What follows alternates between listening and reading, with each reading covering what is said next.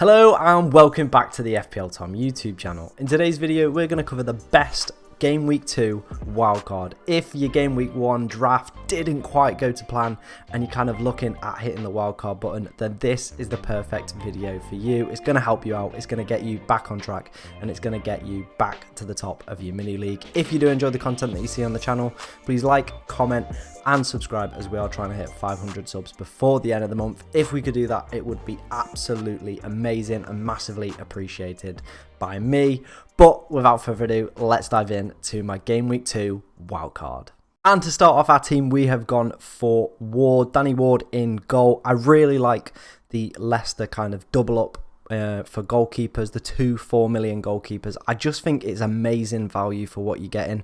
Yes, Leicester aren't the best defence in the league. Yes, Danny Ward got 1 point in Game Week 1, and that's not really what we want from our goalkeepers. But at 4 million like each, 8 million in total, we're getting amazing value. If you go for a 4.5 in there, you're spending that extra 0.5. What could you use that money on? Like, it's just baffling. For me and my own team, it means I can make the switch back to Perisic, or I could move to Walker. It just honestly frees up so many options within our sides, having these 2 goalkeepers. And from Brendan Rodgers' comments, it does look like he's not going to buy another goalkeeper. It's Danny Ward or the other guy who's on the bench for our team. So yeah, I think that's just a real no-brainer pick. Obviously, they're not going to score amazing points every season, but Kasper Schmeichel, in arguably one of the worst defences that we've seen Leicester come up with in the Premier League, got 131 points last season. So if Danny Ward at 4 million can get anywhere near that, that is amazing value. And to put that into context, last season, the highest scoring 4.5 goalkeeper was Sanchez, and he scored 131 points. So if Danny Ward at a $500,000 cheaper can get anywhere near that points total, we are in for an absolute bargain. And I just think you've got to be taking advantage of it. Save that extra 0.5 million, put it in the bank, or put it straight into your team. But let's move on to the back line. We start with Trent Alexander-Arnold. Now, Trent and the Liverpool back line didn't have the best Game Week 1, did they? Obviously picking up 1 point in the end after conceding 2 goals. It wasn't an amazing performance by Liverpool in like defensive terms, especially Trent being beaten at the back post for a header by Mitrovic, but unfortunately that's not what we're here for. That's not what we're about. We're about getting the attacking returns from these defenders, and Liverpool have amazing long-term fixtures: Crystal Palace, Man United, Bournemouth,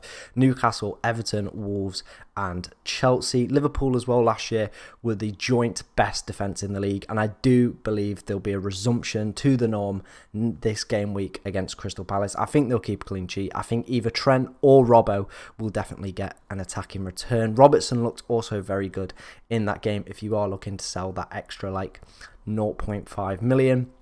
But yeah, Robertson could have easily scored if he'd have managed to stay on side. Had a really good opportunity and was kind of linking up well in the first half with Luis Diaz. Trent obviously did play the kind of the ball over the top to Nunez, so could have easily got himself an assist in that regard, but Nunez was unselfish and did the right thing. So I do think there'll be a resumption back to like normality next week. Liverpool will go back to keeping clean sheets, and the fullbacks will go back to keeping attacking returns. And I think as well, you've just got to have Trent. He's one of the most highly owned defenders within the game. It just makes sense to take advantage of a really good Liverpool defence. But moving on, we start with Reece James. Now, I was very encouraged by Reece James's performance against Everton. Yes, he didn't come away with an attacking return, but was on set pieces, took a lot of set pieces. I think there was 2 free kicks, maybe even 3, and then a hell of a lot of corners from the left-hand side. Unfortunately, they didn't result in anything. It seemed like Everton had kind of been expecting that's what Chelsea were going to do, try and exploit them at the near post, but they had Mason Holgate on hand to kind of deal with any balls in. But if he's getting that volume of kind of corners and the ability to cross the ball into the box that many times, eventually something is going to go, and I do believe it will be in the next few game weeks if they can keep doing that. Bonus point magnet as well. Got a yellow card in the game and still managed to pick himself up 2 bonus points. Absolute machine as well. My only concern with the Chelsea defence is they don't look as strong as they did last year. few times where they were kind of opened up, and then the injuries as well. Thiago Silva, Koulibaly, I don't know what the current state of them is, whether or not they'll be fit, but they didn't look quick as well. I think if a team with pace kind of just puts a ball in over the top, then they're definitely going to struggle at the back. Another concern with Reece James as well, that he did switch to right centre back after the injuries occurred. So if them injuries are a little bit more long term and Chelsea don't sign any defensive cover, we don't really want an attacking wing back playing at centre back, especially when he costs 6 million within our team. But at the moment, I do like Chelsea's fixtures coming up. I was very impressed with Reece James's performance, and if he can keep himself on set pieces, he's going to get attacking returns for us, and that is what we want to see within our side. Moving on to Kyle Walker, the next defender within our side. I just think he's amazing value. 5 million, at home to Bournemouth in game week 2. Amazing long-term fixtures as well coming up. Bournemouth, Newcastle, Crystal Palace, Nottingham Forest, Aston Villa, Tottenham, and Wolverhampton Wanderers. Honestly, just absolutely amazing long-term fixtures for Manchester City. And the comments from Pep Guardiola as well are very encouraging for Walker owners and Walker owners of future. He said it was the best game he's played in a City shirt. That is very encouraging news. And with City potentially not signing anyone else in defensive cover, it looks like Walker's going to get a lot more minutes this year. And to get on one of the best defences in the league at 5 million with these amazing fixtures at the start of the year, it's just a real no-brainer, and that is why we've gone for the double up as well with João Cancelo. Obviously very similar to Reece James. Bonus point magnet. Absolute bonus point magnet. Picked up a yellow card and still managed to come away with 2 bonus points. Honestly, unbelievable. Go check his heat map out as well from the game. It was like the bigger clump of kind of heat was in the West Ham kind of central half area, which is kind of where Pep Guardiola likes his fullbacks to play, but massively influential on the game was Cancelo, always involved, and that is what we always like to see with our fullbacks. Very similar to Walker, looks to be nailed, especially with City having limited defensive cover, and the amazing fixtures just keep on coming. So that is why we've gone for the double City defence. But let me know what you think of the defence down in the comments below. But let's move on to the midfield within this side. And moving on to our midfield, we start with Leon Bailey. Now, a lot of people have been questioning Leon Bailey's performance. I didn't think he had like an awful game. Obviously, in terms of FPL, it wasn't amazing. But at 5 million, we do have to remember what we're in for. We're not in for someone who's going to score every week, who's going to be hauling absolutely every week. Sometimes they are going to blank, and we have to kind of just roll with that. And unfortunately, a lot of people can't deal with that. They don't have the patience to deal with that. And I think, you know, that is what's going to make you a better FPL manager, if you can kind of have patience with your decisions and kind of crowd out the noise. A lot of Villa fans as well said that he had a very good performance, so that's a very encouraging sign to see. He also played 90 minutes as well, and he has really good fixtures for the next 2 coming up, Everton and Crystal Palace. We'll see how he gets on in them ones, but I do believe if you want to maybe rotate him with Williams, Andreas, who had a very good game against Liverpool, and De Silva, who also scored against Leicester. So there's lots of options on the bench as well, and I think Bailey's at a nice price point where there will be a player who will emerge at that price point, and we potentially could switch it up and move him on. Moving on to our next midfielder, and of course, had to be this man, didn't it? He had to be on our side. It is Mohamed Salah. Goal and assist on the opening day against Fulham, and honestly, when Núñez came on, he just opened up the space for Salah. Fulham had a master plan that was working like wonderfully well in the first half to deal with Salah, straight into the back of him, not allowing him any time to run, just on him just straight away, and it just worked. Núñez came on and they just didn't know what to do. It meant that they had to deal with 2 completely different options, and honestly, the space and the time that Salah was allowed when he came on was really encouraging in terms of FPL.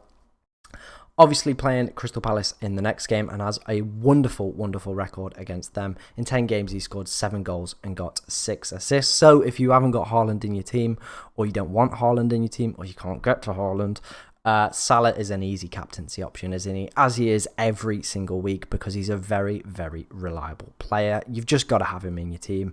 Most expensive player in the game for a reason, and he showed that instantly in game week 1. But let's move on to our final midfielder. It is Gabriel Martinelli at 6 million. I do believe that Martinelli is the best kind of price around this range. A lot of people have gone for Rashford, Bruno Guimaraes. I think they will eventually shift to Martinelli. It's the sensible choice. Arsenal have amazing long-term fixtures.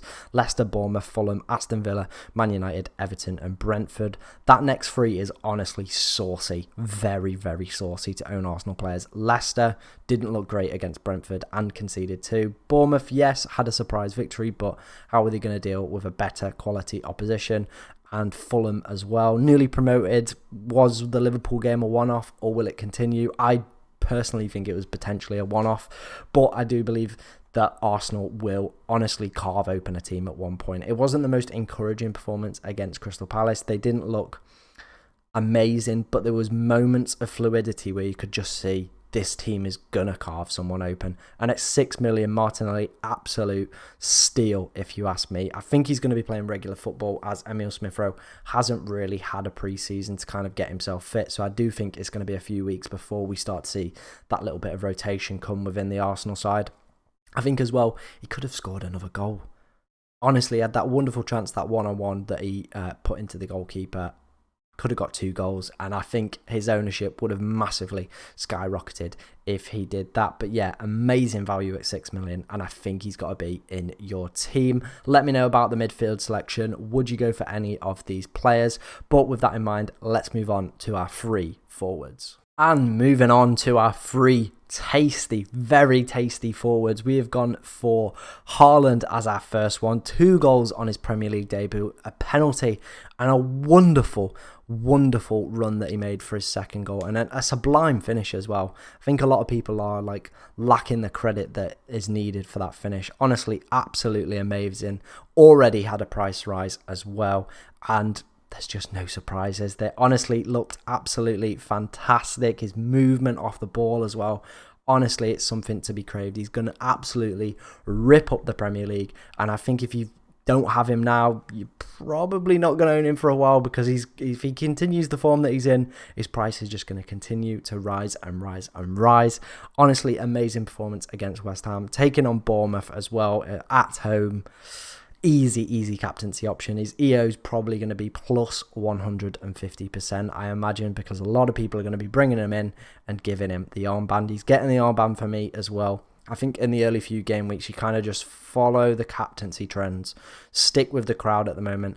Later on in the season, we go for our differential picks to try and gain the rank boosts that we want. But amazing player on penalties potentially as well. Obviously took the penalty in the game against West Ham, but Mahrez wasn't on the pitch, and he also did win the penalty, so there's question marks of whether or not he's going to be on pens. But if he is, honestly, absolutely amazing performance. I think if you haven't got him, just go and get him, because he's going to be ridiculous. A lot of people are going to captain him as well, and if I feel if he goes off against Bournemouth and you haven't got him or don't captain him, could be a real big L from you, and like could be season defining, especially if he goes off, which he easily could against a weaker side again in Bournemouth. But let's move on to our next forward. It is Gabriel Jesus, the most owned man in FPL at the moment, and it wasn't the best performance, was it, against Crystal Palace? Not what we were all expecting, but did show glimpses of kind of his attacking potential within this Arsenal side. Very similar to Martinelli, where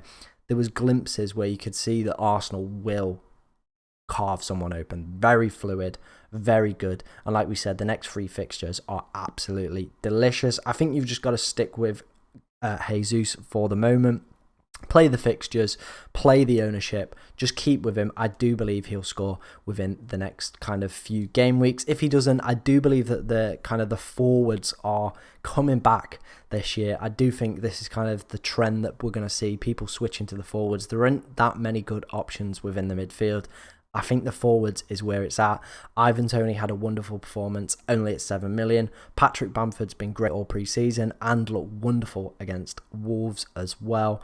And then you've got people like Callum Wilson as well, who scored and could have easily scored a second as well. When Newcastle's fixtures are right, easily go on him because he's always a great FPL asset to own. So I think the forward position could be coming back, but we're sticking with Jesus for the moment. And moving on to the final player, we've already mentioned him earlier when discussing Mohamed Salah. It is Nunez. Wow, what a Premier League debut. 40 minutes and he gets himself a goal and assist. Could have easily had another goal, obviously the little flick inside the box, and also set up Luis Diaz as well inside the box with just a header down. Honestly, wonderful player. I owe my hands up. I wasn't 100% convinced by him. I thought he was going to be a flop. I thought he looked a bit like a donkey. But sometimes, as the bigger man, you just got to own up to your mistakes, and you have to admit when you got something wrong. And I think I've got the Nunez thing wrong. Honestly, wonderful, wonderful player. And the way he just revolutionised that Liverpool attack was unbelievable. It scared me not owning him. Like, I was like, oh God, I need to get this man in my team. And if you haven't got him in your team, I think you definitely should be doing. At 9 million as well, this, like, he's going to probably put up similar numbers to Halland. And he's 2.5 million cheaper, which is honestly absolutely ridiculous as well. And he's just a huge threat, isn't he, for Liverpool? Not only in the air, but with his feet, his pace. He's going to score goals in that Liverpool attack. My only inclination with this one is just kind of wait and see what Klopp says. Obviously, in his last press conference, he said he needs time to adjust, time to get ready for the Premier League. He may still need that time, but I think he's done enough to start against Crystal Palace. Whether or not he can keep his place is a different matter. So just check what Klopp's comments are about Nunez and just make sure that he's definitely going to play. Let's quickly run through the bench. Obviously, goalkeeper, we've gone for the backup Leicester goalkeeper, the two Leicester goalkeepers as our two picks. Williams from Forest, I think Patterson as well from Everton, another great option, looks to be playing regular football as well. Andreas Pereira had a wonderful, wonderful game against Liverpool in that kind of cam role at 4.5 million.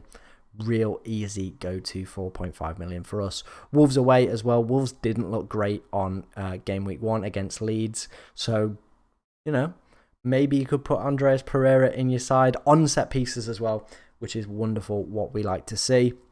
And then the final midfielder is De Silva, another 4.5 million midfielder who had a wonderful season in the Championship a few years ago. Struggled with injury last year. I think he only played 8 or 9 games. But yeah, scored on his return from injury for Brentford. And it was a wonderful, wonderful strike to get them a point at Leicester. So yeah, that is my Game Week 2 draft. If you did, no, it's not my Game Week 2 draft. What am I chatting?